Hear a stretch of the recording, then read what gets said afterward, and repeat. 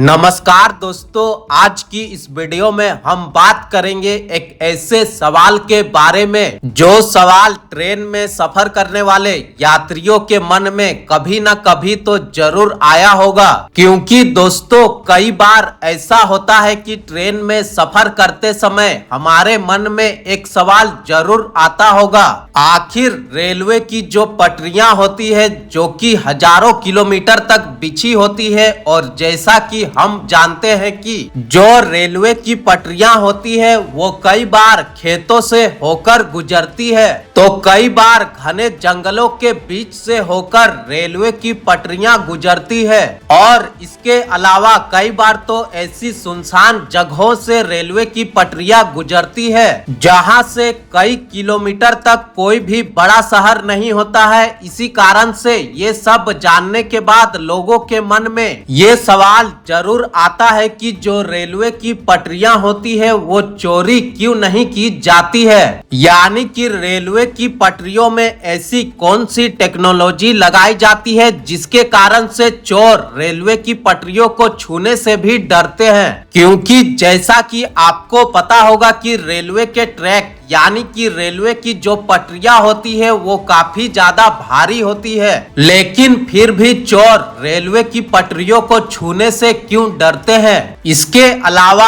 आप ये मान लीजिए कि अगर कोई रेलवे ट्रैक की चोरी भी कर लेता है तो उसके बाद क्या होगा। तो कुल मिलाकर दोस्तों आज की इस वीडियो में हम जानेंगे कि वो कौन सी ऐसी सीक्रेट है जिसके कारण से चोर रेलवे की पटरियों को छूने से भी डरते हैं। यानी कि दोस्तों आज की इस वीडियो में हम आपको इन सभी सवालों के जवाब देने वाले हैं। नमस्कार, मेरा नाम है रोहित और आप देख रहे हैं JH10 फैक्ट्स। तो चलिए आइए फिर बिना समय बर्बाद किए हुए जानते हैं कि आखिर रेलवे की पटरियों में ऐसी कौन सी खास टेक्नोलॉजी या फिर ऐसी कौन सी खास बात होती है जिसके कारण से चोर रेलवे ट्रैक को छूने से भी डरते हैं। तो दोस्तों अगर हम बात करें सबसे पहली और सबसे बड़ी वजह के बारे में, तो जिसके कारण से रेलवे की पटरियों को चोरी कर पाना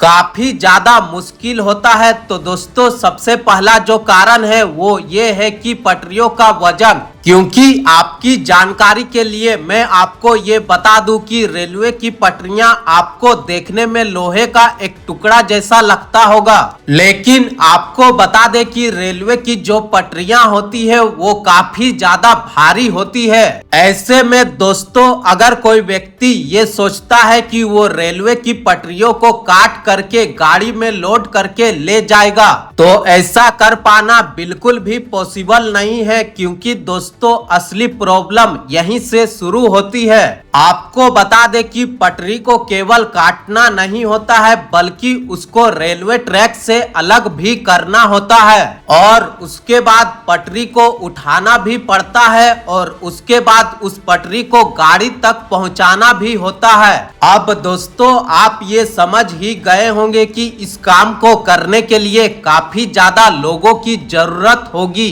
औजारों की जरूरत होगी और गाड़ी की जरूरत पड़ेगी। लेकिन मान लीजिए कि कुछ लोग मिलकर ये काम करने की कोशिश भी करते हैं, तो आपको बता दें कि जितने ज्यादा लोग होंगे और जितना ज्यादा सामान का इस्तेमाल होगा उतना ज्यादा ही पकड़े जाने का डर भी होगा। क्योंकि दोस्तों अगर लोगों की संख्या ज्यादा होगी और सामान भी ज्यादा इस्तेमाल किया जाएगा तो कोई ना कोई व्यक्ति किसी ना किसी की नजर में तो जरूर आ जाएगा। लेकिन अब अगर बात करें दूसरे इम्पोर्टेंट रीजन के बारे में जिसके कारण रेलवे की जो पटरियां हैं वो चोरी नहीं हो पाती है, तो दोस्तों कई लोगों को ये लगता है कि रेलवे की जो पटरियां होती है वो जमीन पर बस ऐसे ही रखी जाती है, लेकिन ऐसा बिल्कुल भी नहीं होता है। क्योंकि रेलवे ट्रैक का एक पूरा सिस्टम होता है। क्योंकि दोस्तों जो पटरियां होती है वो स्लीपर से बंधी होती है, इसी के साथ साथ फार्सनिंग और पूरा रेलवे ट्रैक का स्ट्रक्चर होता है। ये सिस्टम इसीलिए होता है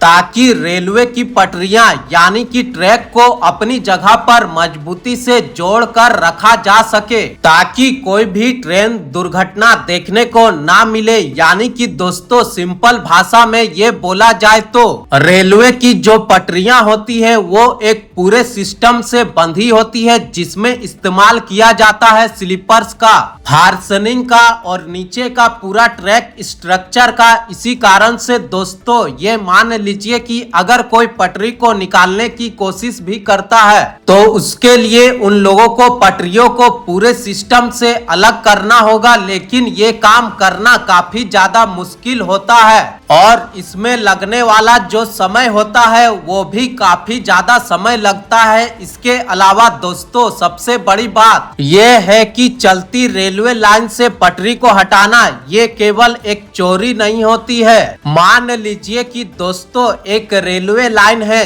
जिस पर ट्रेनें आते और जाते रहती है, यानी कि वो एक एक्टिव रेलवे लाइन है। ऐसे में अगर कोई व्यक्ति उस रेलवे लाइन से पटरी को निकाल लेता है तो वो केवल चोरी नहीं होगी बल्कि उसको काफी गंभीरता से लिया जाएगा, क्योंकि जैसा कि दोस्तों हम ये जानते हैं कि चलती रेलवे लाइन से पटरी को हटाना यात्रियों की सुरक्षा से खिलवाड़ करना काफी ज्यादा डेंजरस हो सकता है। इसी कारण से आपको बता दें कि रेलवे ट्रैक से छेड़छाड़ की जो मामले होते हैं उनको काफी ज्यादा गंभीरता से लिया जाता है। इसके अलावा अगर बात करें एक और बड़े रीजन के बारे में तो जिसके कारण रेलवे की पटरियों को चुरा पाना और भी ज्यादा मुश्किल हो जाता है, तो दोस्तों काफी सारे लोगों के मन में ये सवाल जरूर आता है कि क्या रेलवे की पटरियों को ऐसे ही छोड़ दिया जाता है। तो आपकी जानकारी के लिए मैं आपको ये बता देता हूँ कि ऐसा बिल्कुल भी नहीं होता है, क्योंकि रेलवे ट्रैक में पटरियों की जांच, टेस्टिंग और मेंटेनेंस का पूरा एक सिस्टम होता है। यानी कि दोस्तों रेलवे के द्वारा ऐसी टेक्नोलॉजी का इस्तेमाल किया जाता है जिसके कारण पटरी पर होने वाली गड़बड़ी को तुरंत पकड़ लिया जाता है। इसके अलावा दोस्तों